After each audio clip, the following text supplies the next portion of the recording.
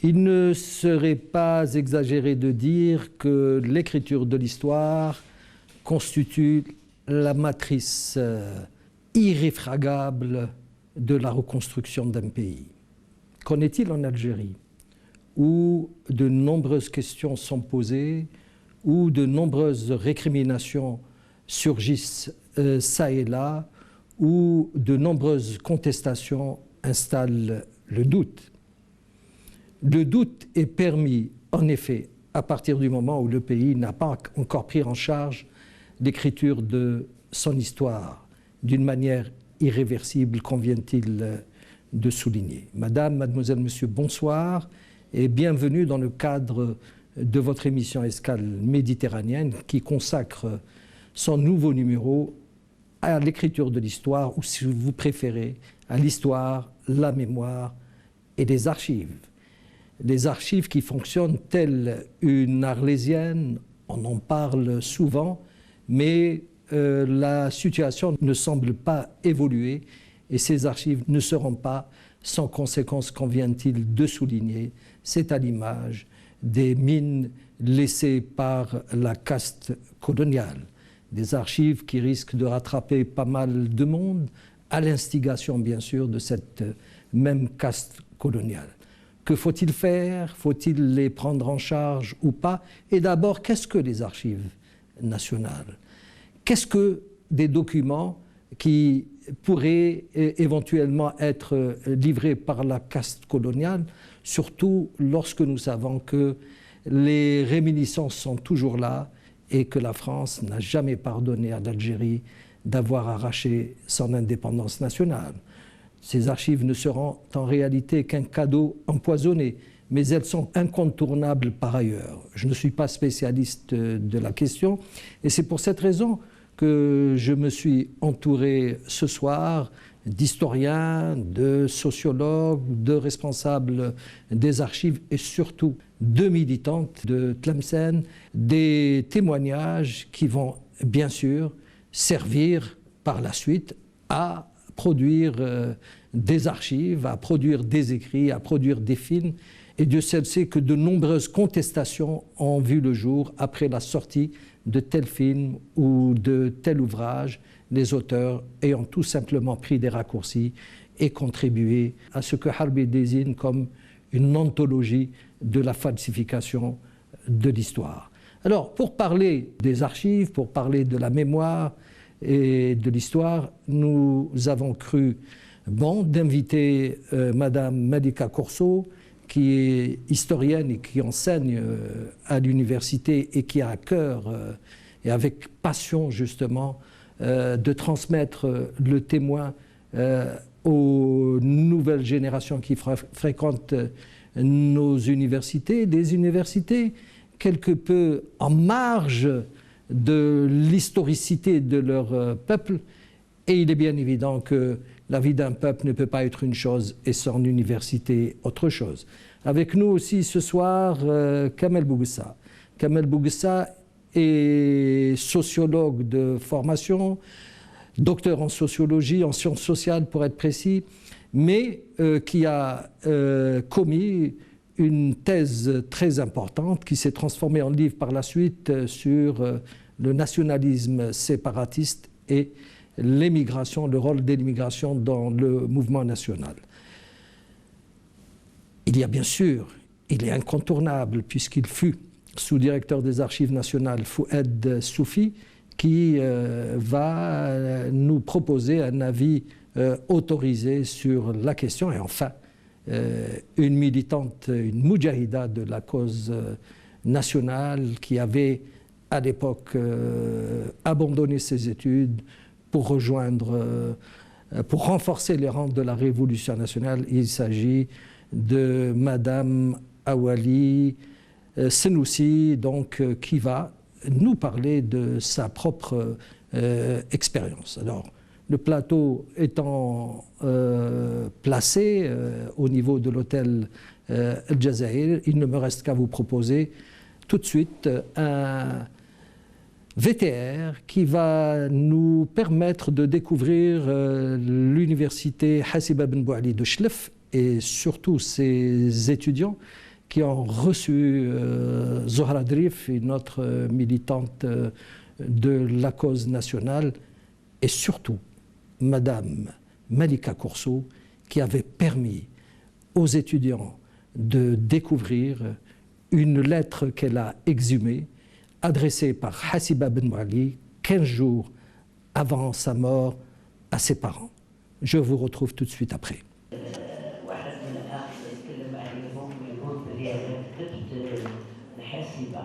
أول شيء على حساب كتاب تاع حربي وراجل مني يقول بلي هذوك زوج رسالات اللي صابوهم في الارشيف نتاع فرنسا هما يقولوا بلي مكتوبين vers le 15 et le 18 septembre. واحدة le 18 طبعا يقولوا لي دو دات هذاك الوقت كنت مع حاسبة كيفاه نكتب الحاسبة وإحنا عايشين مع بعض لأننا نحكم في 25 سبتمبر. Et في هذوك les lettres, il dit dans le livre de Bélier, il dit le 15 et le 18, je crois. Donc le 15 et le 18, يعني نكتب الإنسان اللي عايشة معاه باش نقول له أرواح تهضر مع العسكر أولا. دوزيامون باش الشيء اللي داخل في هذه الفقرة أنا نعرف حاسبة وحاسبة تعرفني. لو كان أنا كنت في حالة حاسبة وتجيني برية من عند حاسبة أولا كي توصلني أنا برية من عند حاسبة واش نفهم؟ حاسبة راهي عند العسكر معناتها راهم عارفين وين راني. أوكي نهار. دوزيامون واش نخمم؟ حاسبة نعرفها وتعرفني.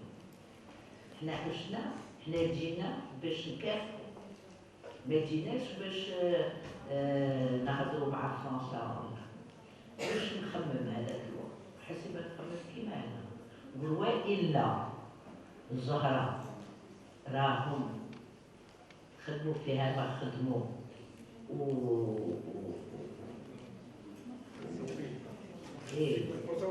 دونك هي ما توسيس وإلا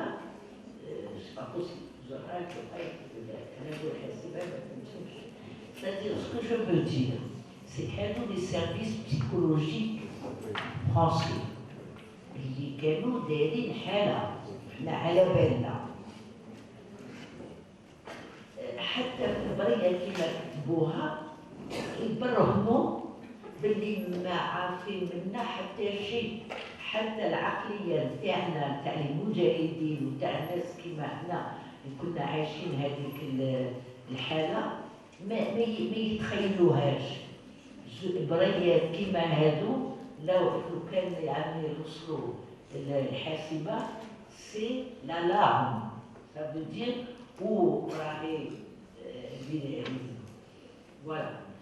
Je vais dans cette université Hassiba Ben Mouali, avec un cadeau, une lettre que Hassiba a écrite à ses parents le 15 septembre 1957. Nous revoilà à l'hôtel El Jazeera dans le cadre d'un nouveau numéro de votre émission Escale méditerranéenne, une émission qui est dédiée ce soir au mouvement national à travers donc l'histoire, la mémoire et les archives. Pour parler justement de ces sujets qui intéressent au plus haut chef le peuple algérien en général et sa jeunesse en particulier, nonobstant quelques déclarations fallacieuses soulignant que la jeunesse ne s'intéressait pas du tout à son histoire. Et Boudiaf, Mohamed Boudiaf, Allah yarhamou, avait condamné cette façon d'interpréter la position de la jeunesse et avait bien au contraire insisté sur le fait que cette jeunesse était avide de son histoire pour se reconstruire et en même temps pour reconstruire son pays. Alors, pour parler de ces sujets d'actualité, témoins, les différentes sorties à la limite de la correction des uns et des autres, j'ai fait appel à des spécialistes en la matière, des gens qui ont à cœur justement et l'écriture de l'histoire, le fait de perpétuer la mémoire de manière à ce que le peuple puisse se retrouver, en même temps aux archives qui sont promises depuis des lustres, mais qui ne veulent pas donc trouver le pays d'origine. Donc des archives qui, si elles peuvent être intéressantes pour avoir plus d'informations sur ce qui se passe à l'époque, et n'en reste pas moins dangereuse puisque d'aucuns parlent même de bombes à retardement. Et sur ce plan, je pense que ces personnes n'inventent rien, puisque à l'instar des mines qui ont été laissées par la caste coloniale, il va sans dire que ces archives risquent de fonctionner d'une manière négative au sein d'une société déjà malmenée par ses propres dissonances. Alors, un événement de taille qu'il y a lieu de souligner et qui vient d'être restitué par le VTR que nous venons de voir, c'est le geste ô combien symbolique et percutant d'une historienne, Madame Courceau, qui est parmi nous ce soir en l'occurrence, qui a exhumé la lettre écrite par Hasiba bin Bouali, Allah yarhamha wa yarham shuhada, à ses parents 15 jours avant sa mort. Sans plus tarder, je laisse le soin à Madame Malika Courceau de lire le contenu de ce document. Madame Courceau. Merci Monsieur Meziani et je vous remercie pour l'invitation. Effectivement, c'est une lettre posthume que Hasiba bin Bouali avait écrite à ses parents 3 semaines avant qu'elle ne soit déchiquetée par la bombe dans sa cache, avec Ali Lapointe, avec Petit Omar, avec Mohamed Bouhamidi et d'autres personnes qui habitaient dans le même immeuble. Et bien d'autres personnes, parce qu'il y a eu des dommages collatéraux, puisque personnes. Des enfants en bas âge ont été emportés par l'explosion. En fait, cette lettre qui porte la marque du sacrifice suprême de toute une génération, je l'ai lue puisque j'étais invitée à une conférence débat avec les étudiants de l'université Hasiba bin Bouali de Chlef avec Madame Zahra Derif. Ça a été une rencontre magnifique parce que cette lettre, moi je l'avais depuis 2010 dans mes dossiers et l'occasion m'a été donnée de la lire et je voulais effectivement la lire à l'université de Chlef qui porte le nom de la Shahida Hasiba bin Bouali. Une fois que j'ai lu la lettre, donc j'ai proposé, et c'est une proposition qui me tient vraiment à cœur, j'ai proposé à ce que cette lettre soit lue chaque 8 octobre dans toutes les écoles, dans les collèges, dans les lycées, dans les universités, qu'elle soit lue par une élève ou bien par une étudiante. J'ai aussi, il faut que ça devienne une tradition. J'ai aussi insisté sur une chose, il ne suffit pas seulement de lire la lettre, 1 minute de silence, et puis on oublie tout. Non.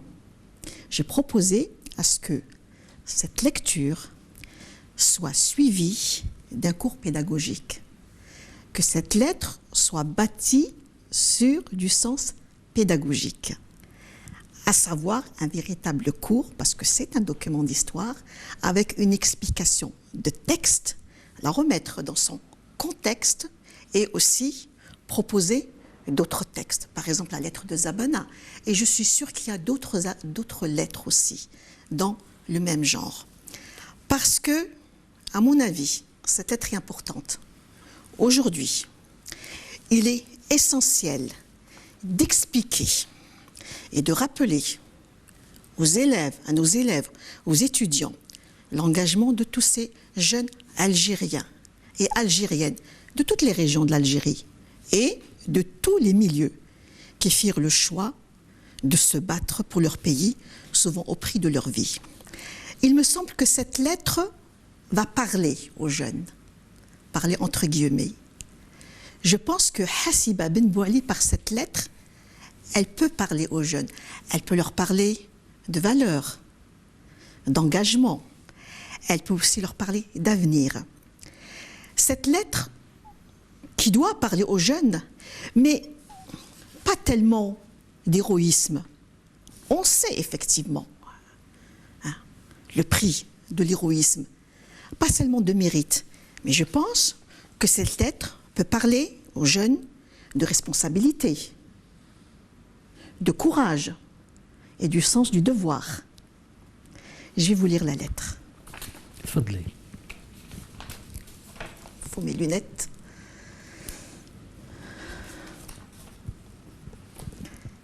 Alger, 15 septembre 1957. Mes très chers parents, je viens d'avoir vaguement de vos nouvelles par la mère du frère Si Abdelrazak. Il paraît que vous allez bien. Oh, je l'espère de tout mon cœur. Voilà près de 9 mois que nous n'avons pu communiquer. Je me faisais un mauvais sang de tous les diables, car je savais que vous étiez très ennuyés à cause de moi, que la police ne sortait plus de la maison, et il m'était impossible de vous écrire ou de vous envoyer qui que ce soit. Oh, j'aimerais tellement vous revoir. Je vous ai tellement langui. Il ne se passe un jour où je ne pense à vous. Presque chaque nuit, je rêve à vous. Nous avons eu des moments très difficiles. Et même maintenant, ça ne marche pas comme sur des roulettes. Mais enfin, cela ne fait rien. Nous sommes pleines de bonne volonté.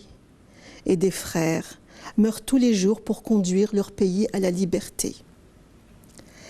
J'ai entendu que vous aviez déménagé. Cela m'étonne, mais enfin, c'est très possible. Oh, je serais bien curieuse de savoir où vous habitez maintenant et comment est votre nouvelle maison. Une chose pourtant m'ennuie. Je ne peux plus vous imaginer vivre comme je le faisais avant. Je me dis toujours, tiens, en ce moment ils sont à table. Et je vous revois chacun à sa place. Léla et Tata Zahiya avec vous bien sûr, car elles n'ont plus où aller, et tandis que mes 2 oncles sont en dehors de l'Algérie. Au fait, avez-vous de leurs nouvelles? Vous écrivent-ils? C'est terrible comme la famille manque quand on est loin d'elle. Vous savez que je suis très recherchée ici à Alger, donc il m'est impossible de rien faire.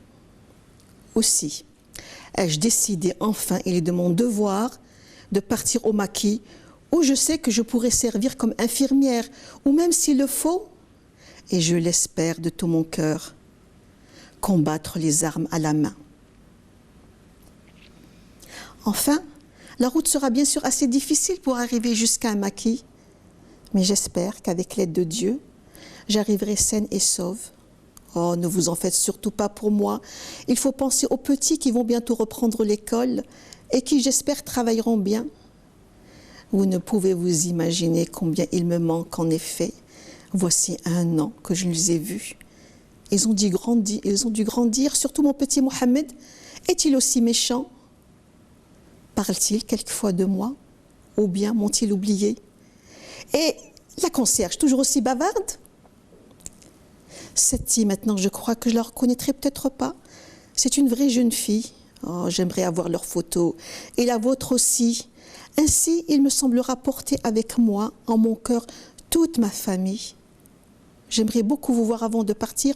Je ne sais pas si je pourrai, mais sachez que je ferai mon possible. Car une fois au maquis, vous n'aurez que très rarement de mes nouvelles. Mais peut-être que Rabbi Faraj, et que bientôt, Inch'Allah, nous serons tous réunis, ou si la mort nous arrache à la vie, nous nous rencontrerons chez notre Dieu. Et si je meurs, vous ne devez pas me pleurer, je serai morte heureuse, je vous le certifie. Enfin, il n'en est pas question, mais on ne sait jamais. C'est si vite arrivé, surtout dans la vie que je mène. Enfin bref, tâchez de m'indiquer une adresse sûre où je pourrai vous écrire. Il le faut absolument. Quant à vous, répondez-moi par la personne qui vous apportera cette lettre. Enfin, chers parents, j'espère que vous avez reçu les lettres que j'ai écrites à Tata Sekina. Je ferai tout mon possible pour vous voir avant de partir, mais je ne sais pas s'il faut beaucoup y compter. Enfin, tâchez de m'envoyer les photos que je vous demande. Je vous embrasse tous, très, très fort. Léla et Tata surtout, qui doivent beaucoup penser à leur petite fille. Et vous, mes parents adorés, il n'est pas de mots pour vous exprimer mon affection. 1000 baisers. Votre fille qui vous aime, Hassiba. Shukran. Alors, je pense, oui, pardon. Je voudrais juste rajouter un petit mot. Bon, après cette lecture, ce profil des valeurs de liberté dans cette lettre, de patriotisme, de fraternité, qui appelle le sens du devoir. Et c'est vrai que ce genre de lettres, et j'espère qu'il y en aura d'autres, nous émeuvent profondément, mais en même temps, comme citoyens et comme citoyennes, ce genre de lettres nous interpelle. Ce genre de lettres nous questionne au-delà de l'émotion qu'on peut ressentir. Elle nous interroge. Qu'avons-nous fait de leur idéal? Qu'avons-nous fait de l'idéal de nos chouhada et de nos shahidettes, pardon? Qu'avons-nous fait de leur sacrifice? Et enfin, quelle signification avons-nous donné à leur mort? A-t-on perpétué, comme il se doit, le souvenir de nos chouhada et de nos shahidettes à travers les musées, à travers des monuments, à travers des rues, à travers des places, à travers des films? Et surtout, a-t-on perpétué ce souvenir à travers les manuels scolaires, à travers les ouvrages universitaires? Je pose la question. Merci. Une question bien posée, d'autant plus que, à la lumière de ce qui vient d'être lu, il est une constante importante dans la lettre qui a été adressée par Hassiba Ben Bouali à ses parents, c'est cette dimension humaine. La Moujahida ou le Moujahid n'étaient pas des super-héros, c'était tout simplement des êtres humains qui, pour les uns, avaient toutes les difficultés du monde pour survivre, et qui, pour les autres, avaient les moyens économiques, comme ce fut le cas pour Hassiba Ben Bouali, Drif Zohra et bien d'autres, pouvaient vivre aisément, mais ils partaient du principe qu'ils n'avaient pas l'essentiel, à savoir la souveraineté nationale, et c'est pour cela que ces êtres humains ont été à l'origine d'un sacrifice suprême, donc qui leur a permis d'apporter la pierre à l'édifice que fut alors la libération politique du pays. Qu'en est-il effectivement du serment de novembre? Qu'en est-il de ce sacrifice à un moment où l'écriture de l'histoire de notre pays est quelque peu mise en cage et ne contribue nullement à la reconstruction de ce même pays. Nous avons avec nous Kamel Bouguessa qui a l'avantage donc d'avoir commis un livre très important qui a été édité par les éditions Casbah et qui est sociologue de formation. Il serait intéressant d'avoir son éclairage à la suite justement de cette lecture et surtout du questionnement qui vient de fuser à l'instant grâce à Madame Malika Koursou. Kamel Bouguessa.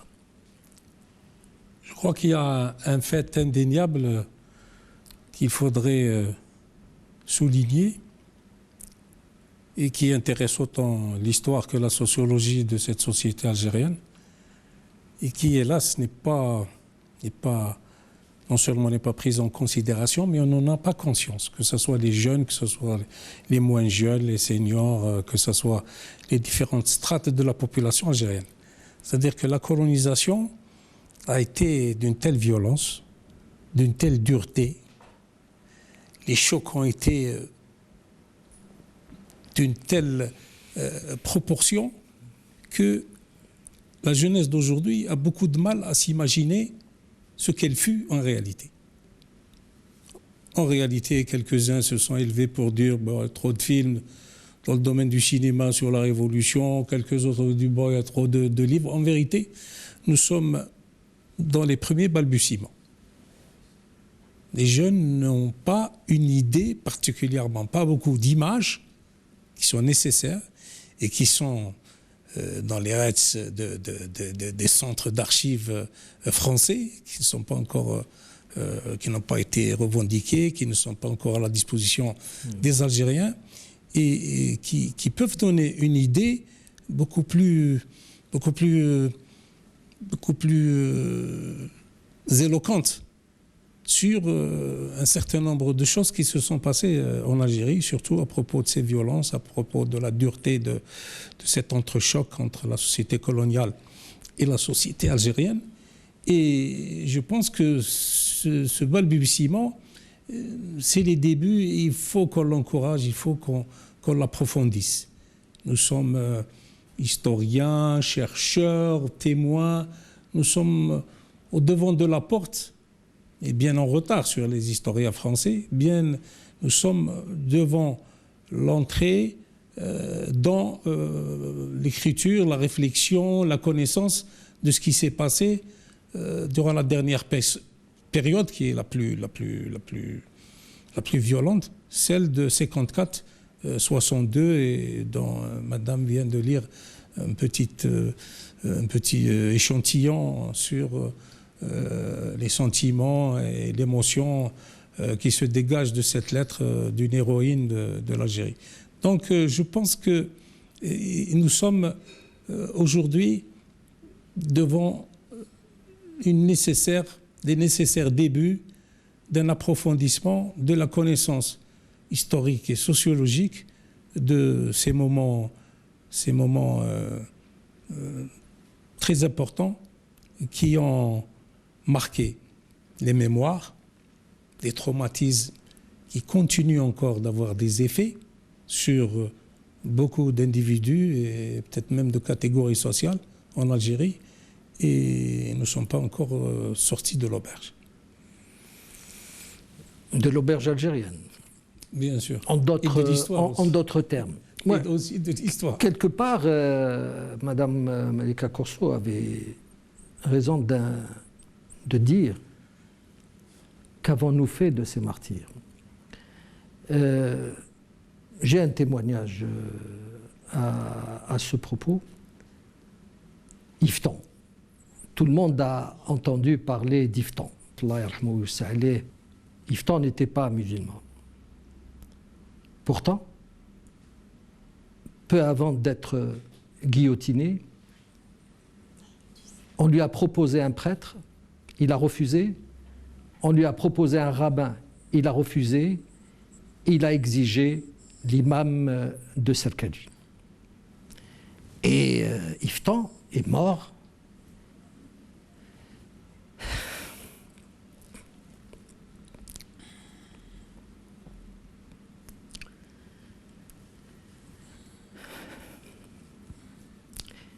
Yveton est mort musulman. D'aucuns, et il a été enterré par la colonisation au cimetière de l'Alia, au même titre que les autres condamnés à mort qui ont été exécutés par la caste coloniale. Ne voilà-t-il pas qu'à l'indépendance, sa famille a préféré le réenterrer dans un cimetière chrétien à Saint-Eugène, plus exactement. La volonté d'un martyr, la dernière volonté d'un martyr, n'a pas été honorée et la famille révolutionnaire ne s'est pas distinguée alors pour pouvoir empêcher un tel sacrilège.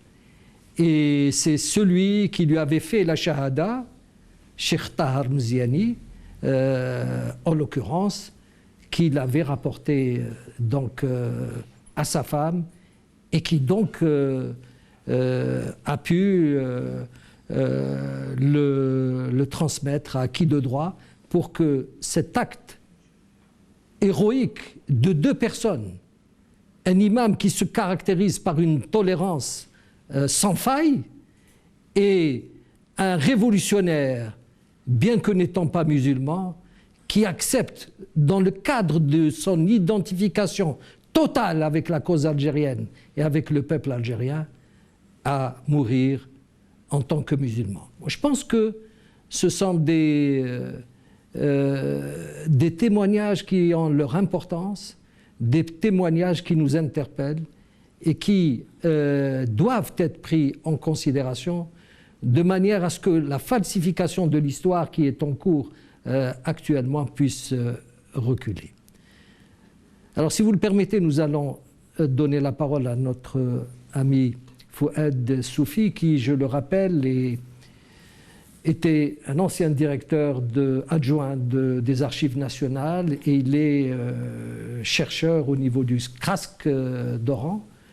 Lui, donc, qui a l'habitude de consulter des archives, et il serait intéressant de connaître sa réaction par rapport justement à ce document dont le contenu vient d'être lu par Madame Malika Korsou. Oui, merci. Merci de m'avoir invité, de toute façon, hein, Mziani. Et on a commencé un peu fort par l'émotion. On a commencé un peu fort par l'émotion. On aura d'autres témoignages tout à l'heure.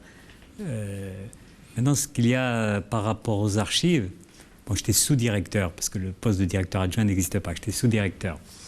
C'est, après avoir travaillé, fait toute ma carrière dans ce domaine, ce que j'ai appris, c'est que précisément, il faut se méfier des archives. Les archives, c'est quelque chose de glacial. C'est-à-dire que ça décrit un fait, mais ça porte témoignage aussi de ce fait. Mais tout dépend, évidemment, qui l'écrit.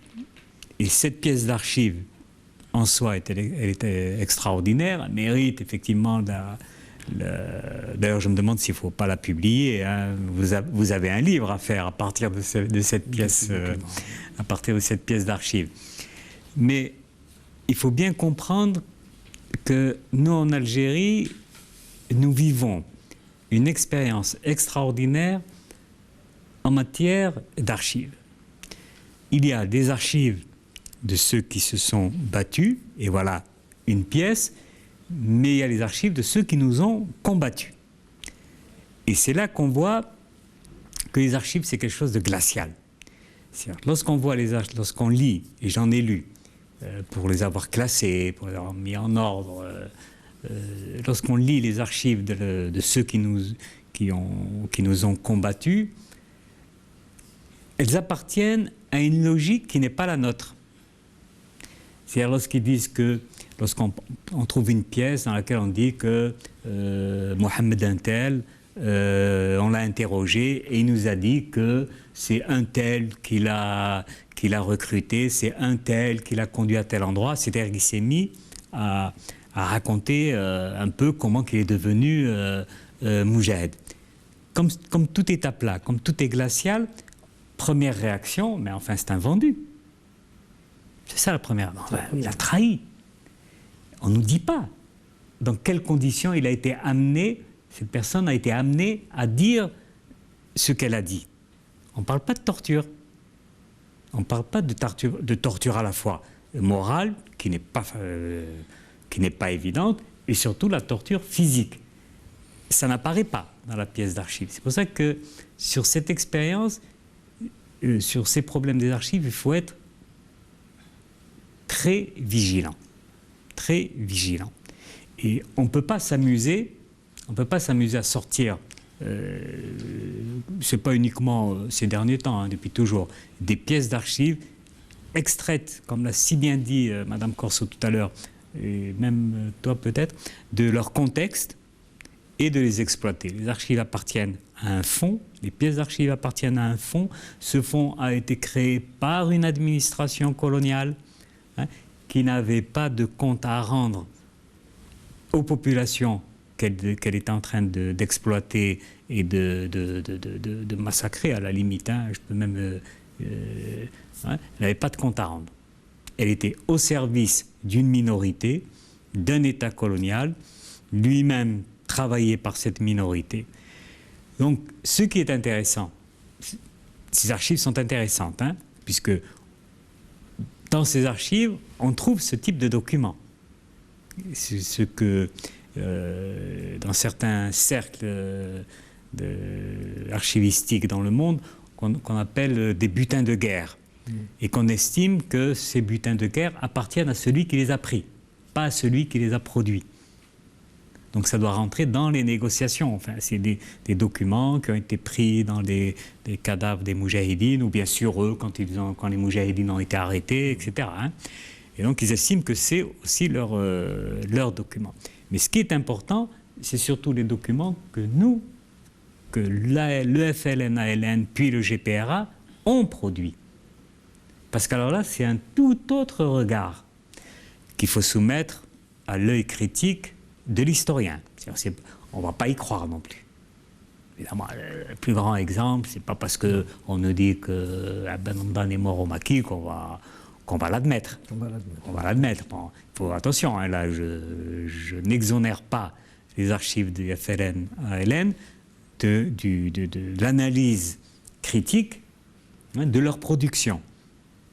Sauf que ça tient un autre langage, même si dans la forme, ça, par exemple, fait aux armées oui, ça a la forme des archives militaires françaises, mais dans leur contenu, dans leur objectif, et en réalité, dans leur esprit, c'est différent. Et c'est pour ça qu'on a besoin de ces documents pour avancer. Mais j'ai toujours dit, il faut se méfier des archives de la répression. On n'écrit pas notre histoire avec les archives de l'autre. Il y a un exemple vivant ces derniers temps, c'est les lettres qu'aurait adressées Zohra Drif à Hassiba Benwali. Oui, entre autres, ça, il y a ça, et puis il y a d'autres. Hein, c'est-à-dire que lorsqu'on entre dans les archives des services d'action psychologique, ben, on ne rentre pas dans un restaurant, hein, il faut aller vraiment avec des pincettes. C'est-à-dire que le lecteur peut se faire circonvenir par celui qui a fait le document. Il se fait avoir, pour parler vulgairement, il se fait avoir par ces archives. C'est pour ça que je dis, il n'y a pas que ça, et on ne peut pas écrire l'histoire de la période 54-62, mais même des périodes antérieures. Attention, même des périodes antérieures, à partir, et uniquement à partir du prisme, hein, de ce type de documents. Et c'est pour ça que je dis que c'est une expérience rare que nous vivons. Je crois qu'il n'y a que peut-être les Palestiniens qui vont connaître la même chose eux aussi. Il n'y a que les Palestiniens qui vont connaître. Ça ne veut pas dire qu'il y a plein de faux. Il y a de vrais faux. Il y a de vrais faux. On a l'impression que c'est un document authentique, alors qu'on ne sait pas tout ce qui est derrière et qui a conduit à la production de ce document, à commencer par, probablement et certainement, celui-là même qui a dû écrire ou pas écrire. C'est en fonction des contextes et bien sûr des rapports de force s'inscrivant dans le cadre du mouvement national, par exemple. C'était le meilleur moyen, à mon avis. Hein, de façon, non, il faut bien comprendre ce qu'est l'action psychologique. on n'a pas deux armées l'une en face de l'autre. Ça, il faut pas l'oublier. On a une armée qui est construite et qui s'est construite au fur et à mesure de l'histoire, qui a développé tous ses bureaux, tous ses services d'action tout court et ses services d'action psychologique. Le service d'Ossares, par exemple, était pratiquement complètement indépendant de l'état-major. Il leur rendait compte comme ça, mais il pouvait faire des choses que tel général ou tel général était tenu dans l'ignorance totale, ce qui ne l'exonère pas. Mais c'est comme ça que ça fonctionne. Par contre, quand la LN se construit, c'est pas parce qu'ils ont inventé des grades, ils ont essayé de se donner une allure militaire qu'on pouvait les assimiler à la force de frappe qu'il y avait en face. Hein, la force de frappe qu'il y avait en face. Et cette force de frappe n'était pas simplement militaire. Pour rester encore une fois dans cette période. Seulement, et j'arrêterai avec ça, c'est que dans les services d'archives, il y a une multitude de ce qu'appelle Lucien Febvre, un grand historien français, il y a une multitude d'archives muettes. Ça veut dire que de prime abord, elles ne sont pas intéressantes. Elles ne parlent pas de 54-62. Mais en réalité, c'est là qu'on va trouver la réalité du système colonial, la réalité de la répression, la réalité du déplacement des populations, comment qu'elles vivaient ces populations, les disettes. Je ne parle pas des famines, mais j'ai presque envie d'utiliser ce mot. Comment que ces gens ont été enfermés dans des camps et comment qu'ils vivaient. Je ne parle pas des personnes qui ont été arrêtées, hein, et enfermées dans des camps. Je parle des familles qui ont été déplacées. Hein. Et ça, on a l'impression que ce n'est pas la guerre, alors qu'on est en plein dans la guerre. Et ce sont ces archives muettes qu'il faut faire parler maintenant, et elles vont dévoiler le fonctionnement même du système colonial. Et je remercie Kamel Bouguessa, parce que c'est toi qui m'as fait penser à ce type de document.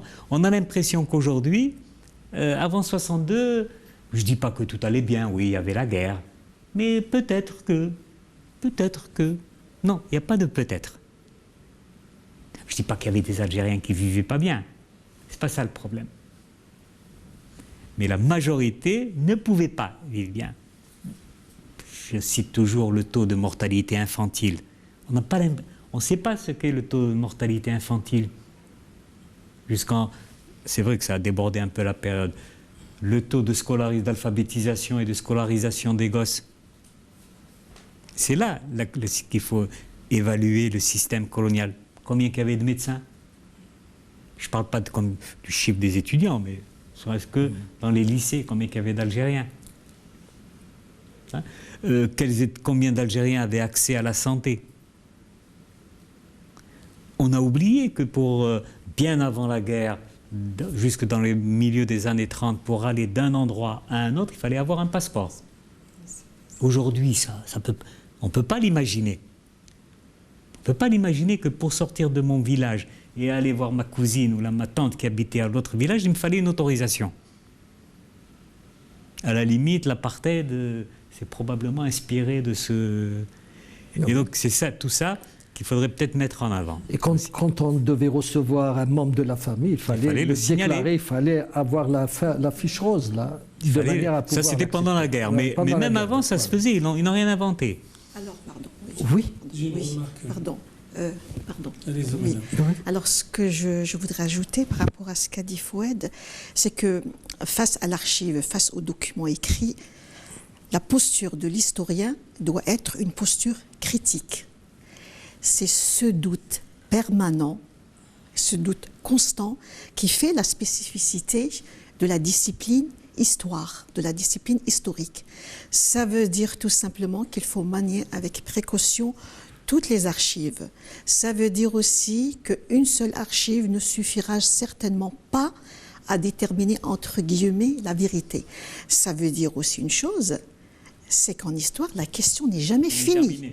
Elle ne sera jamais terminée. Vous faites référence à peut-être aux tout. documents, Non. aux lettres, à la lettre Non, citée quel que soit. par quel Youssef Saadi. quel que soit le document. Pour le Quel que problème soit le document. historique. Alors moi qui ai un petit peu consulté donc, les archives du CHAT, du service historique de l'armée de terre, il faut d'abord dire donc, que les 3 grands corps de l'armée, l'armée de terre, l'armée de l'air et la marine, chacun a son service historique. Donc moi je me suis intéressée donc, au CHAT, donc l'armée, le service historique de l'armée de terre, qui se trouve donc à Vincennes, à Paris. Alors, il y a à peu près plus de 5000 cartons qui recouvrent la période de 1945 C'est et qui vont 1400 exactement. jusqu'à 1967. Bon, je sais, voilà. Je dois dire aussi qu'au niveau de ces archives, alors il y a 2 sortes d'archives. Il y a les archives étatiques, officielles, qui ont été produites par l'administration coloniale, tout ce qui est rapport, etc., etc. Et il y a les archives de la FLN. Alors là, il y a des centaines et des centaines de cartons, et puis qui portent l'étiquette « Documents récupérés sur les rebelles qui ont été arrêtés ». Voilà. Et effectivement, je ne reviendrai pas sur donc, le service de l'action psychologique, qui était une arme redoutable dans les mains de la colonisation. Mais j'ai remarqué une chose au niveau du CHAT. Il me semble, il y a des dossiers, il y a des cartons sur les journaux de marche opérationnelle. Et il me semble que là, c'est l'information brute et l'information vraie. Il s'agit de chroniques qu'on consigne jour après jour, que les unités consignent jour après jour sur les événements, sur les pertes, sur les blessés, tout ça.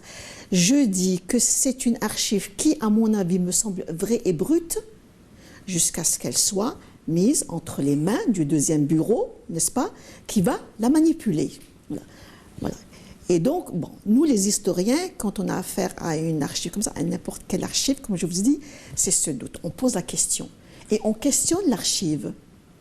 Parce que si on ne maîtrise pas la critique historique et si on ne maîtrise pas les sources, la critique des sources, tout ceci, il faut, comment dire, les emballer dans une problématique. Les historiens qui posent la question. Et il faut interroger l'archive. Et à partir de ce moment-là, à partir de nouvelles questions qu'on pose à l'archive, on peut arriver à créer de nouvelles archives, entre guillemets. Kamel Bouguessa, avant de donner la parole à Madame Senoussi qui a tellement de choses à nous dire. Moi, j'avais quelques remarques à formuler à partir de ces 2 dernières interventions. Les précautions que M. Fouad Soufi a évoquées, pour l'historien, pour le spécialiste, sont tout à fait légitimes, elles sont normales, on les trouve. Il y a effectivement pas mal de manipulation des archives, avec des dessins bien précis de la part soit d'institutions spécialisées comme l'action psychologique ou la LESAS, soit de la part du pouvoir politique, etc. Mais il ne faut pas aussi tomber dans le danger ou dans une sorte de bleuite qu'on appliquerait aux archives, aux pièces d'archives. Parce que les archives, quand même, restent une source. Il reste une source parmi tant d'autres sources. On a évoqué les témoignages, on a évoqué les sources orales. Il y a de multiples sources qui rentrent dans le cadre de l'histoire et de l'écriture de l'histoire. Et les archives, ça dépend de quel point de vue on les prend. Si on les prend du point de vue du chercheur en sciences sociales, ou de l'historien, ou du sociologue, ou du politologue, ou du politique, on peut...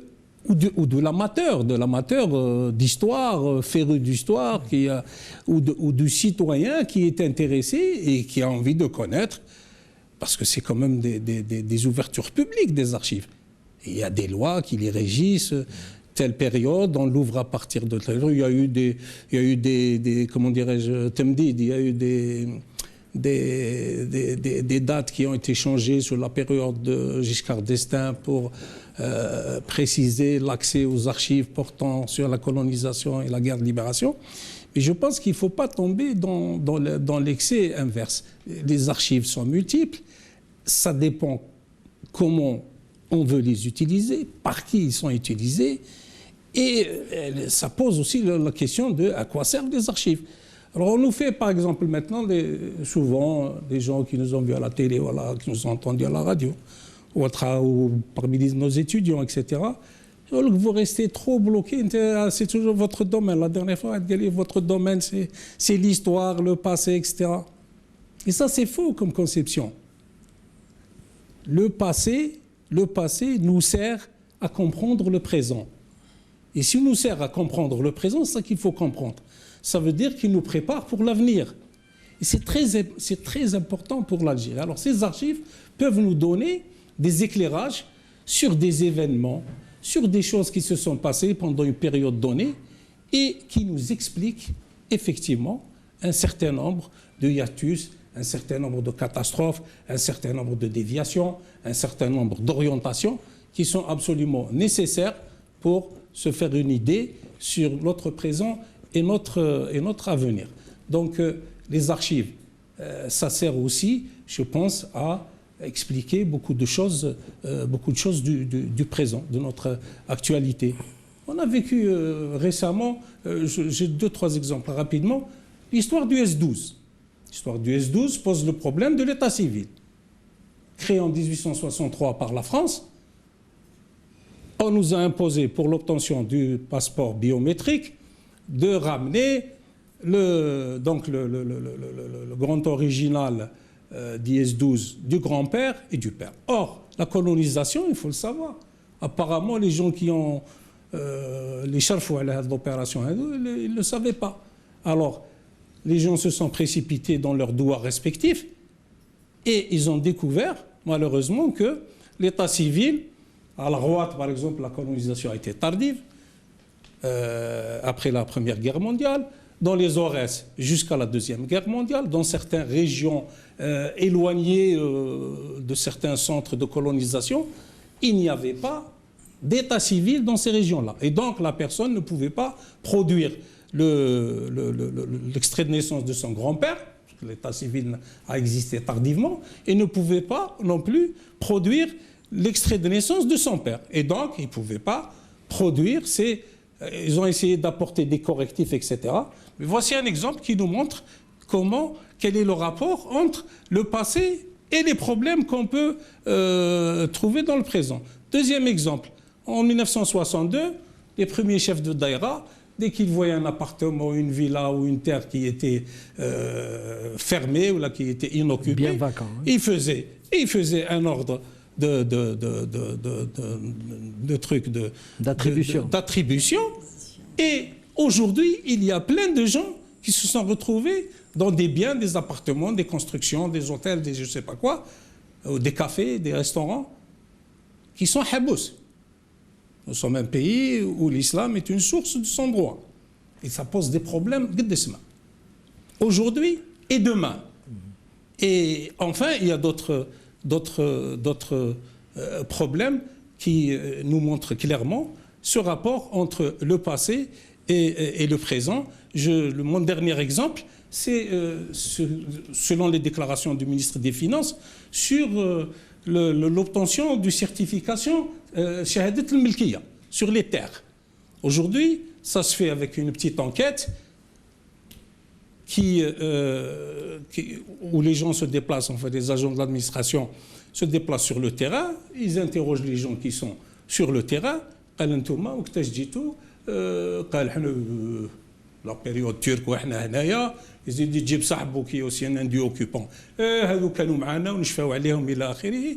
Il fait une déclaration, combien vous aviez de trucs, c'est des indiens occupants, j'ai 153 hectares, etc. Et ensuite, au finish de ce processus qui est extrêmement dangereux, que j'estime être une expropriation fallacieuse, qui est plus grave que les expropriations de la période coloniale, il y a un titre de propriété sur la base d'un état déclaratif. Ce n'est pas possible. Bon, en 2012, il devait terminer les enquêtes termes. Le ministre a reporté à 2017, mais on ne peut pas accepter. Il y a quand même des archives des archives dans lesquelles il y a des cadastres, où on trouve les propriétés, M. Michel, M. Cornaton, M. Mazuka, etc. Tel à l'est, il était à telle borne, à l'ouest, il était ceci, le nombre d'hectares, etc.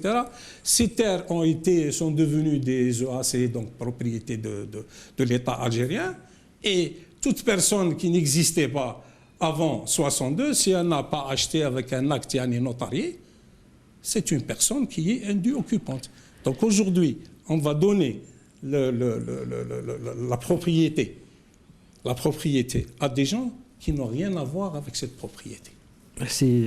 Et donc, voici, je termine s'il vous plaît, et voici donc un danger qui est posé et qui va de plus en plus exploser au niveau social par méconnaissance de ces archives. Merci. Je donne la parole à Madame Awali Senoussi, qui est Moudjahida, et pas n'importe quelle Moudjahida, comme Hassiba Ben Bouali, elle a fait ses études à Alger. Et je dirais qu'elle a eu plus de chance que Hassiba, qui voulait rejoindre le maquis et qui n'a pas eu cette possibilité, malheureusement. Alors, donc, vous êtes retourné à Tlemcen, et c'est à partir de là où après la grève des étudiants, vivre je suis retournée à Tlemcen. Intense. C'est après la grève, donc, Aoui Shahad Slimane, qui était de Tlemcen aussi, qui était au lycée avec moi, nous avons retrouvé nos familles. Et naturellement, Tlemcen n'était pas Tlemcen comme nous sommes partis au mois d'octobre. On retrouve Tlemcen en effervescence parce que le docteur Bezzejdjeb venait d'être assassiné. Des groupes, des cellules existaient, mais on n'avait pas accès, on n'arrivait pas. On cherchait, on prospectait autour de nous. Impossible. Moi, je vivais dans une famille traditionnelle. Donc, mes camarades, les filles venaient me voir. Elles venaient les après-midi passer me voir. Donc, un après-midi, quelqu'un frappe à la porte. Mon jeune frère, Ibrahim, me dit « Awali, il y a un homme qui te demande. » Alors moi, un homme qui me demande, c'était... Je sors, il me dit « Maître Afiche, n'ayez crainte, je suis un membre du FLN. Je suis envoyé par le FLN et la LN. Il vous demande si vous voulez rejoindre le maquis. Et voilà une lettre. Il me remet une lettre d'une camarade de lycée, Anissa Derrer, qui habitait Nedroma et qui était au lycée avec moi. Anissa disait dans la lettre, c'est un membre du FLN, et il faut lui faire confiance. Naturellement, c'est l'occasion que nous cherchions, Aouisha et moi. Là, voilà, elle se présente. J'ai dit, moi, c'est ce que je cherchais, c'est ce que nous cherchions. Donc, dès que l'après-midi, Aouisha est passée à me voir. On dit, voilà, le contact, ça y est. Mais il y a un problème qui se pose, il faut le dire aux parents. Parce que je ne pouvais pas quitter le domicile sans l'autorisation de mon père. Donc, j'ai attendu. Je lui ai dit, moi, je suis d'accord. Mais cela dépend de l'autorisation de mon père. Allez, je reviendrai dans une semaine. Tout d'accord. Je cherchais le moment pour le dire à mon père. C'était l'été, c'était août 56. C'était le début, non, fin juillet 56. Et l'été, nous avons un domicile avec cour, terrasse et tout. Les familles montent sur les terrasses le soir pour chercher un peu de fraîcheur. Donc, maman, mes frères et sœurs étaient sur la terrasse. Mon père qui faisait la prière, il allait faire la prière à la mosquée, dormait tôt. Je me suis approchée, j'ai profité un soir, je suis approchée de son lit et je l'ai informé. J'ai dit, papa, voilà, on m'a contacté pour rejoindre mes frères et sœurs au maquis. Mon père a eu le souffle coupé. Il n'arrivait pas à parler. Il y a eu un long moment de silence. Et puis il m'a dit après, je ne peux pas t'empêcher de faire ton devoir. Mais ne le dis pas à ta maman. sache ma fille que j'ai toujours confiance en toi. Après ça, il m'a dit, mon père a fait l'armée française. Il a fait 17 ans dans l'armée française et il a toujours été cassé, comme on dit, enfin, dans l'armée, parce qu'ils étaient traités de bougnols. C'est ça.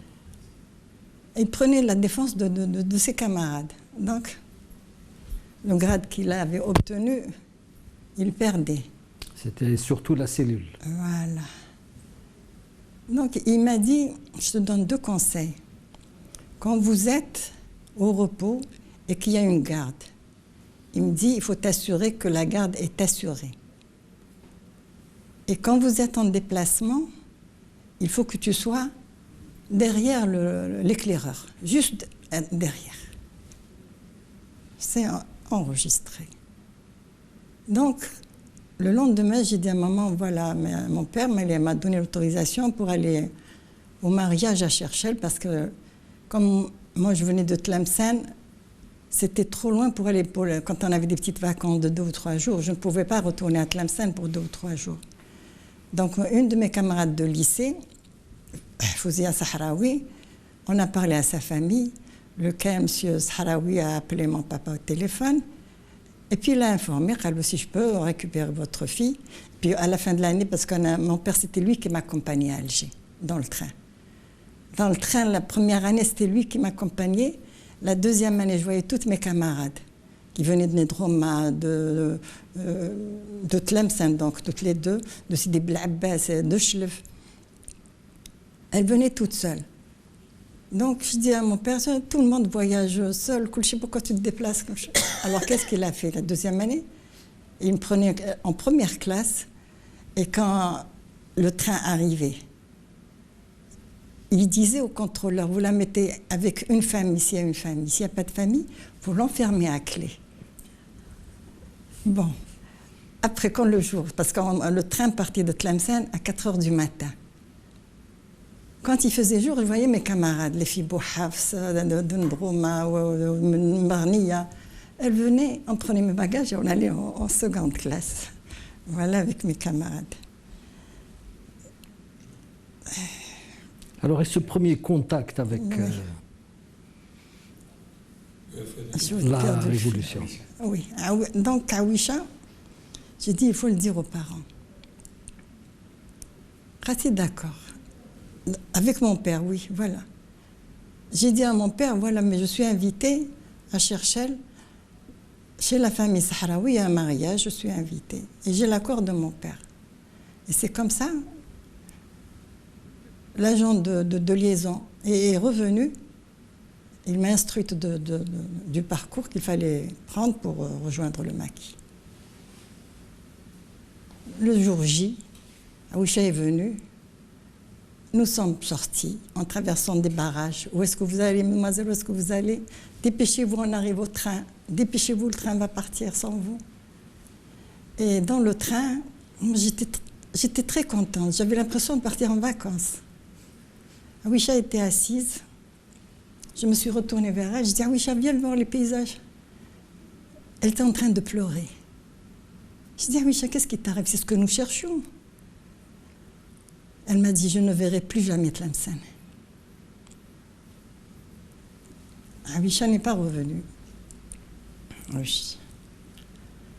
Donc, nous sommes de Tlemcen, nous sommes partis à Marnia, chez une camarade de lycée aussi, dans la famille Benchnafi, Fatiha. On a passé une semaine en attendant le contact. Après, de Marnia, on est retourné à Nedroma, chez les Anissa Derrer, encore une semaine. Et un matin, ce contact est venu. Donc c'était un monsieur qui est venu avec un livret de famille et nous a donné le nom de ses filles. Voilà. Toi, tu t'appelles comme ça et toi, tu t'appelles comme ça. Si on est pris en cours de route, vous êtes... connaître le nom de votre nouvelle famille? Fatma ou Kaddoria. Si on est pris, vous êtes mes filles. Alors, nous sommes partis avec lui. Et tout le long de la route, en chemin, il avait un cheval. De temps en temps, montait en cheval, de temps en temps, marchait. Et tout le long de la route, on entendait des avions qui allaient, qui revenaient, des bombardements. Et je pense, c'était le mois d'août, je pense que c'était la première bataille de Flaoussen. Flaoussen, c'est ça. Après 3 jours de marche, nous sommes arrivés à Ahfir. À Ahfir, on nous a introduits chez le responsable du secteur, parce qu'à l'époque, c'était encore le secteur. Mais au mois d'août, c'est devenu... oui, c'était des secteurs. Il n'y avait pas encore l'application des recommandations du Congrès de la Soumam. Ce n'est pas encore le temps des wilayats. Oui, mais elle m'a... Alors, c'était le Hansali qui nous avait reçus. Il a écouté ce qu'on avait à dire. Il nous a demandé de faire un rapport chacune de nous. C'est ce qu'on a fait. Alors, à la remise des rapports, on nous a emmenés dans une maison où il y avait des jeunes filles dont l'âge variait entre 12 et 16 ans. Il y avait parmi elles une qui avait 23 ans, mais tout le reste, c'était des petites jeunes filles. C'est des petites jeunes filles que le FLN a pris sous sa coupe pour les protéger des exactions de l'armée française. Que vous en occupez. Bon. On est rentré, on s'est présenté, le monsieur a donné des instructions. Après, ce sont elles qui vont s'occuper de vous. Le matin, nous ramenait le marché. Un monsieur, c'était toujours le même, le marché, tout ce qu'il fallait. On s'est organisé. On n'en pouvait plus. Ça a duré 2 mois. Et là, après les 2 mois, on est venu le chercher. Après, quand j'ai demandé pourquoi on nous a gardés, qu'il faut une preuve pour rejoindre le maquis. Cette preuve, c'était la vôtre. C'était pour voir si l'endurance, juger de votre endurance, et de la discipline, si vous étiez discipliné. Bon. On nous a... Awisha Had Slimane et cette demoiselle Fatma qui est de Razawat. Elle a travaillé à l'hôpital de Razawat. On nous a emmenés à Berkane. Berkane, chez la famille Bouabdallah. Cette famille a servi la révolution de 54 jusqu'à 62. C'est des fermiers, c'est des gens très aisés, très riches. Et Ansi Mohamed Bouabdallah, le Hajj. Sa femme, c'est une fille Rabia. Il n'avait pas d'enfant. Sa femme nous a gâtés, choyés. À l'époque, on a dormi dans des draps en soie. Le lendemain, on nous a accompagnés à l'hôpital. On nous a présenté au docteur Saïd, qui était un chirurgien d'origine, il était algérien, qui était responsable de l'hôpital. Il nous a confié une infirmière française, c'était son infirmière. Et à l'hôpital, il y avait tout un pavillon réservé aux moudjahidines qui étaient blessés. Donc cette demoiselle, Janine, elle s'appelait, s'est occupée de nous.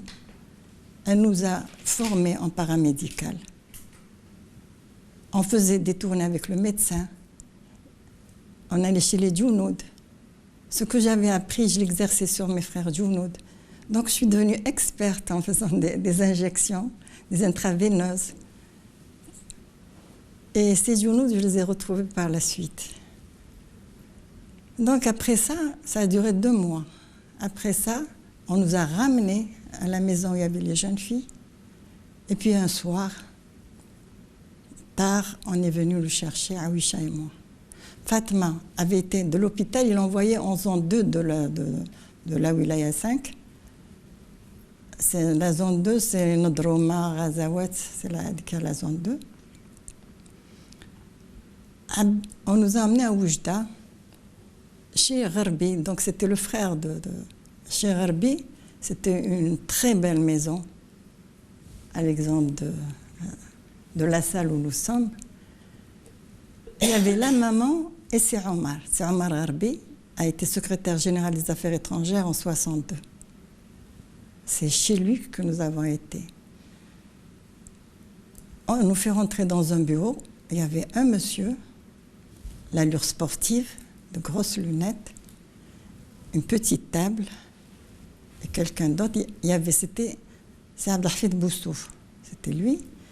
Et son secrétaire, c'était Moukran Mohamed, qui a été, après l'indépendance, cadre supérieur au ministère de l'Industrie.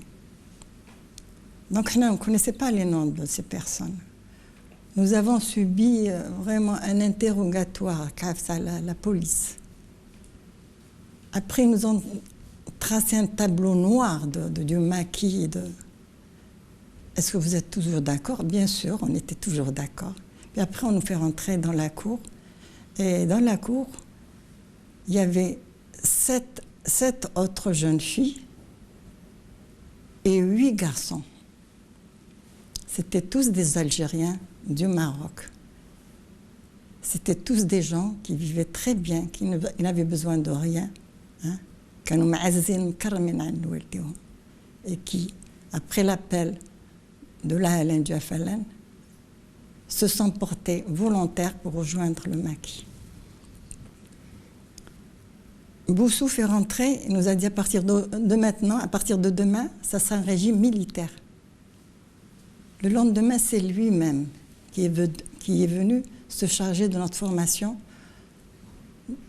dans le secret absolu. Il y avait juste la maman qui faisait la cuisine pour nous, la maman Ta'a Gharbi. Et Gharbi, c'était les seules personnes qui nous voyaient et qu'on voyait. Donc,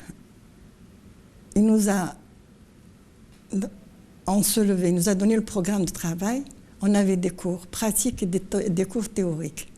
Dans la pratique, on utilisait les armes, des armes. Et dans la théorie, c'est l'histoire du monde. Et donc on a appris dans la pratique toutes les armes qui existaient à l'époque. On savait les monter, les démonter les yeux fermés. On a appris aussi les méthodes de la guérilla. C'était de destruction, de harcèlement. Comment organiser une embuscade, comment sortir d'un encerclement. Il nous a appris aussi l'organisation. Il nous disait, un pays qui n'est pas organisé est voué à l'échec.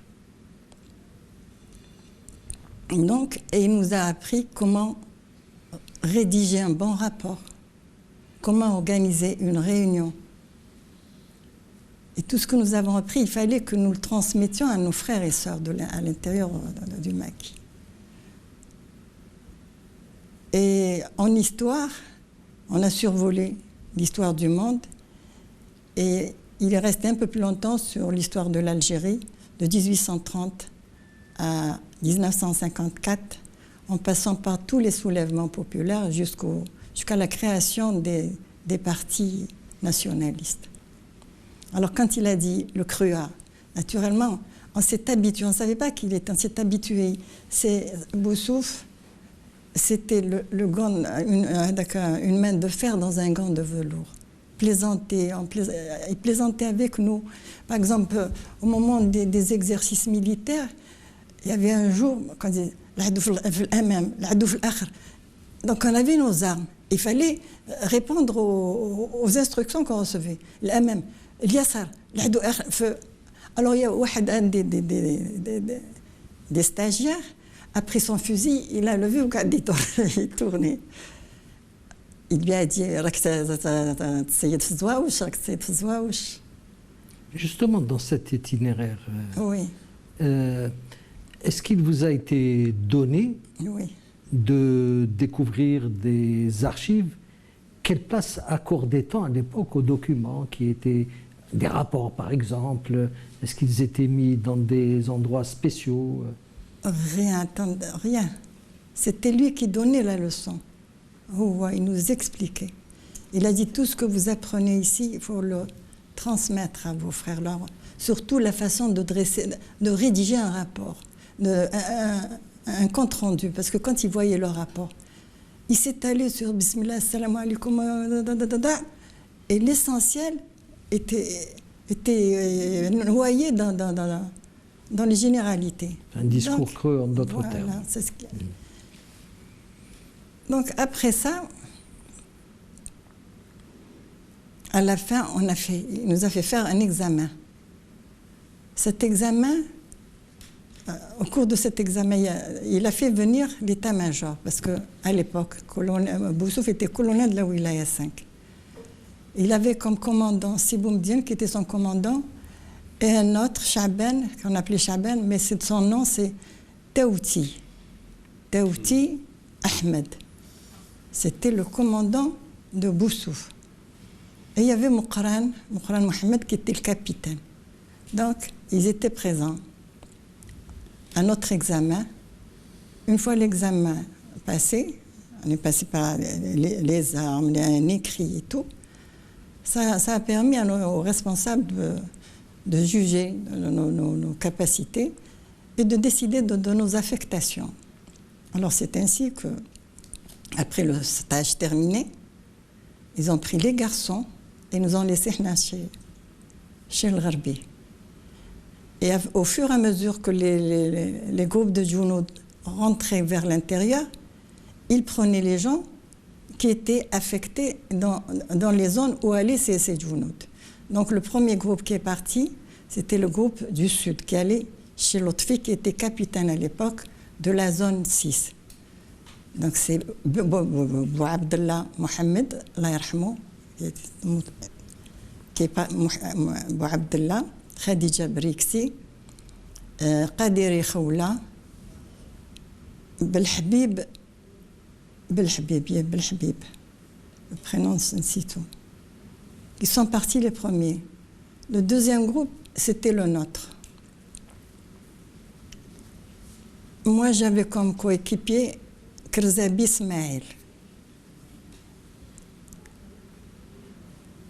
Donc, il y avait Krzabi Ismail moi-même, et il y avait Abdelaziz Bouteflika et Rachida Miri. Alors, Awisha Had Slimane, elle avait comme coéquipier Abdallah Ben Abdelaziz. Donc, on a la zone 2, la 3 et la 4. Awisha et Abdelaziz étaient affectés en zone 2. Ismaël Krzabi et moi-même en zone 3. Aziz Bouteflika et Rachida Miri en zone 4.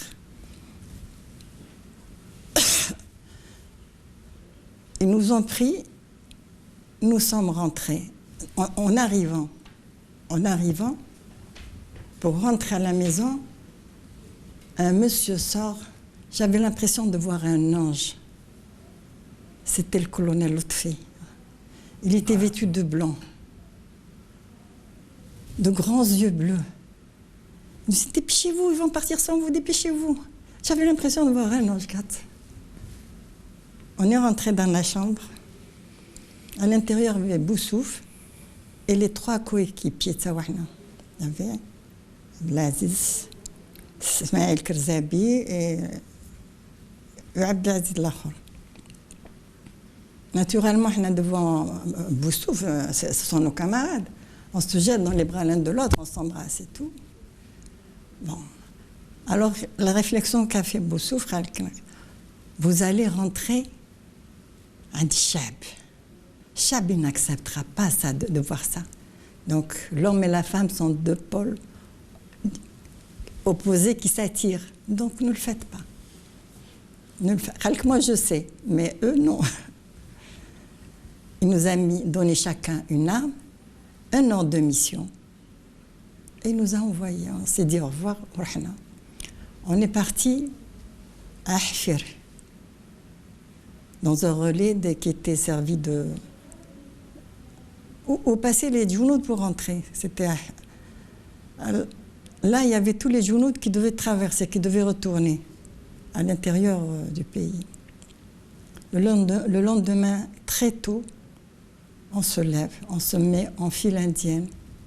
Et là, ce que m'a dit mon père, j'ai demandé au chef qui dirigeait, j'ai dit, est-ce que je peux me rapprocher de l'éclaireur? Parce qu'il fallait une certaine distance. Dans la journée, il faut 3 ou 6 mètres. Dans la nuit, 2 à 3 mètres, l'un derrière l'autre. Donc, j'arrive dans la zone de mon affectation avec mon coéquipier. Et le capitaine de la zone s'appelait Merbah. Mais c'est pas... C'était Merbah. Merbah, son vrai nom, c'est Bou'nani. Bou'nani Abdelkrim. Il est de la région de Bnin Saf, de Oulad Sidi Khaled. Voilà, je me suis renseignée, c'est les renseignements qu'on m'a donnés. C'était un ancien de l'armée française qui avait quitté l'armée avec armes et bagages et avec beaucoup avec des djounoud aussi. Il a ramené avec lui des soldats. Donc c'est lui qui dirigeait la zone. Notre mission en tant que contrôleur, donc, elle ne devait pas se savoir. Il ne fallait pas dire qu'on était des contrôleurs, parce que ça n'aurait aucun but après. Mais le capitaine était au courant. On l'a mis au courant. Il nous a dit, si vous voulez faire votre contrôle, vous risquez votre vie si on ne le dit pas. Et si on doit le dire, enfin, je mets à votre service une escorte. Et naturellement, on a préféré la première solution. Donc, on était des contrôleurs, mais les gens ne savaient pas qu'on était contrôleurs. Moi, du fait que j'avais fait un stage en paramédical, j'avais ma trousse. D'ailleurs, ça m'a beaucoup servi, cette trousse. Ça m'a permis de rentrer chez des familles qui hésitaient à rejoindre la LN. Et de m'approcher aussi des djounoud, de savoir ce qu'ils pensent de la révolution, de leur comportement, s'ils s'entendaient avec le peuple, de me rapprocher de la population, de l'aider, de la soigner. Donc, au cours, et en plus de ça, lors des réunions, mon coéquipier réunissait les hommes et il m'appelait. J'intervenais quand il parlait. Et j'ai aussi créé des cellules de femmes. Je me suis rendu compte, enfin à l'époque, que le FLN était bien implanté. Parce que Boussouf avait été, quand il y a eu les gens de l'os ont été arrêtés en 1954. Boussouf s'est réfugié à Skikda. Puis après, il est parti à l'ouest. Il a rejoint l'Arbi Ben Mhidi qui lui a confié la région de Tlemcen. Et il y avait le MTLD, de créer des cellules MTLD à l'époque. Donc il connaissait très bien la région. J'ai trouvé des gens qui étaient... Toute la région où j'étais, les gens étaient bien informés du FLN. Donc on n'a pas eu de difficulté à installer donc, les cellules FLN et ALN. Et après... Donc, je devais faire mon contrôle. Une fois en rentrant au PC où on était, je trouve un monsieur immense, le visage plein d'éclat. C'est Zahmoumi, il s'appelait, c'est le Khadr Zahmoumi. Il est de Saoulia, de Razawat. J'ai dit salam alaikum. Il m'a dit, ma tchafish. Je rentre. Salam alaikum. Donc, dans la salle, il y avait Abben Ramdan, il y avait Saad Dahleb, il y avait Al-Habib qui était capitaine de la zone 4, il y avait Aboul Fath qui était l'agent des transmissions. C'est Kharoubi, il s'appelait Kharoubi, c'est un Algérien du Maroc, de Casablanca. Et donc, le capitaine Larhamou m'a présenté, quand je vous présente, un de nos contrôleurs. J'ai vu Abben Larhamou faire un bond. Comment? Qui vous a envoyé? Vous vous laissez contrôler par des enfants? Bon, moi j'étais zazat.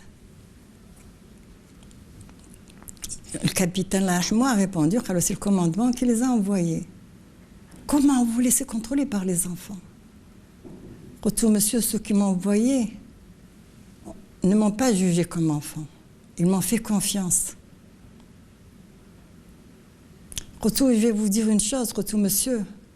L'amour que j'ai dans mon cœur pour mon pays est peut-être aussi grand que le vôtre, si ce n'est pas plus. Après, il m'a dit, donnez-moi votre arme. J'ai dit, si vous voulez mon arme, il faudra me tuer pour me la prendre. J'ai vu qu'il n'avait pas réagi. Je me suis retournée vers le capitaine. J'ai dit, capitaine, est-ce que je peux aller rejoindre les femmes? Je suis sortie. Donc, on les a hébergés, on leur a servi le repas, ils ont passé la nuit chez nous. Le lendemain, j'ai remis ma tenue, je suis sortie, j'ai dit, ce sont des hôtes, des afnahado. Je suis sortie pour leur dire au revoir.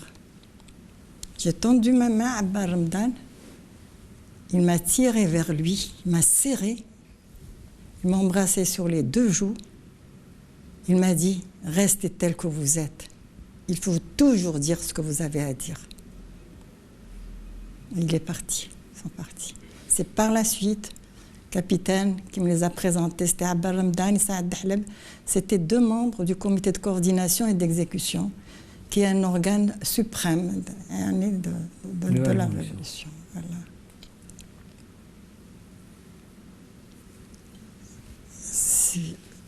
En tous les cas, je vous remercie infiniment. Ce sont des témoignages qu'on aimerait que le peuple algérien puisse avoir, que de fallacieuses histoires racontées par ceux, comme le disait si bien Mohamed Boudiaf, qui tentent de se fabriquer un passé révolutionnaire qu'ils n'ont jamais eu. Je voudrais dire aussi que nous avons reçu dans cette zone 3, il était commandant, si Salah Zamoum. Ces 100 jeunes étaient sans armes. Ils allaient vers le Maroc pour s'armer. Donc ils sont restés chez nous pendant 2 jours et après ils sont partis. Quand ils sont partis, le lendemain, ils ont quitté la zone. On a envoyé des escortes avec eux. Le lendemain, il y a eu un ratissement. Non, le soir, il y avait réunion du PC de la zone. Je suis sortie, comme l'avait dit mon père, j'ai pris un petit café, je suis allée voir si l'assa était assuré, si la garde était assurée. Je donne le café à mon frère Djoundi, je discute un petit moment avec lui, et à un moment donné, j'entends de l'aviation.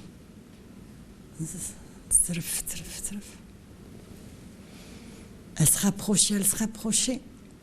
Je suis rentrée. Je dis, capitaine, venez voir. Kharaj, ça y est, c'est l'encerclement demain. Alors, il était réuni avec ces trois lieutenants, ramassés. Toi à l'est, toi à l'ouest, l'autre. Et lui est resté avec nous. On a les 2 avec l'agent des transmissions. On a pris les documents, venez. Et on est sorti. Et la maison où on était,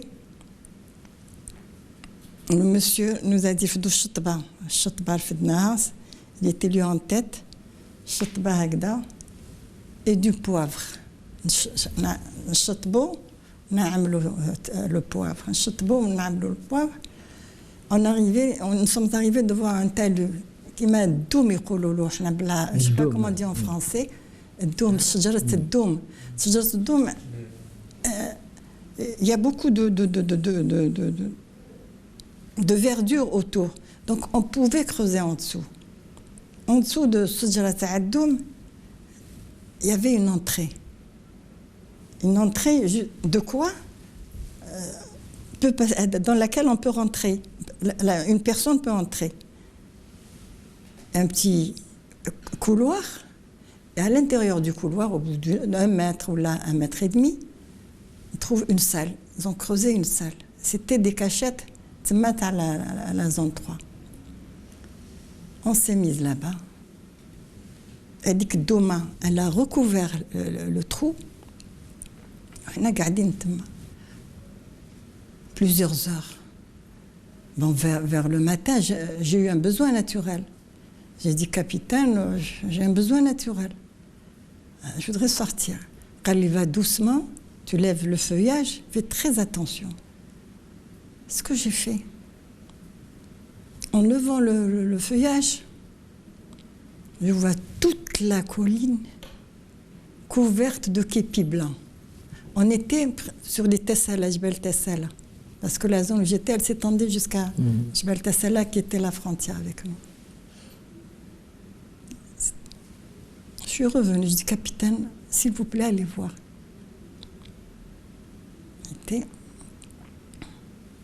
Il est revenu en donnant des instructions. Il dit, nous, si on est pris, nous on sort, on fait une brèche et toi tu sors. Je ferai ce que ma tête me dira de faire. J'ai dit, oui, oui, capitaine, c'est ce que je veux. On attendait, on attendait, on attendait. Ils arrivaient, on entendait leurs chiens, on entendait le bruit. Ils sont venus bivouaquer au-dessus de la cache où nous étions. Vous savez, je tenais un journal. Là, en pleurant. Je ne l'ai pas gardé parce que je me suis dit, on risque d'être pris. C'est la question que j'allais poser aussi. Je risque de porter préjudice à ceux qui nous ont hébergés et tout. Donc je déchirais un petit, j'ai fait un trou dans la terre et j'ai enterré. On est resté là-bas jusqu'à 8 heures du soir. On entendait les boîtes de conserve avec Daïter. On entendait. Il n'y avait même pas 50 cm ou la binette, non. Merci Madame Awali Senoussi. Je rappelle que vous êtes Moudjahida, cadre de la nation, issu d'un organisme qui a joué un rôle important dans le renseignement au service de la Révolution nationale, un organisme qui a été mis en branle par Boussouf, qui avait à l'époque joué un rôle très important parce que sans le renseignement, sans la culture, sans la politique, la balle ne pourrait pas sortir. Parce qu'un coup de feu qui est donné, c'est un acte culturel par excellence parce qu'il a été déterminé par la prise de conscience de soi, une prise de conscience nationale qui a fait que les Algériens aient choisi la voie révolutionnaire pour se libérer du joug colonial. Madame, mademoiselle, monsieur, cette émission prend fin. Bien sûr, je tiens à remercier donc les invités de la soirée, Madame Malika Corso, historienne, Kamel Bouguessa, sociologue, Fouad Soufi, chercheur au niveau du CRASC d'Oran, Madame Awali Senoussi, qui nous ont donné la possibilité de nous replonger dans ce qui peut caractériser demain la mémoire collective, parce que grâce à ces témoignages, il reste certain, comme le disait si bien Malika Corso, qu'une écriture de l'histoire se fera d'une manière efficiente parce qu'elle aura été à partir d'archives vivantes qui, malheureusement, ont tendance à disparaître en emportant des souvenirs impérissables avec elles. Je vous donne rendez-vous dans 14 jours dans le cadre d'un nouveau numéro. Au revoir.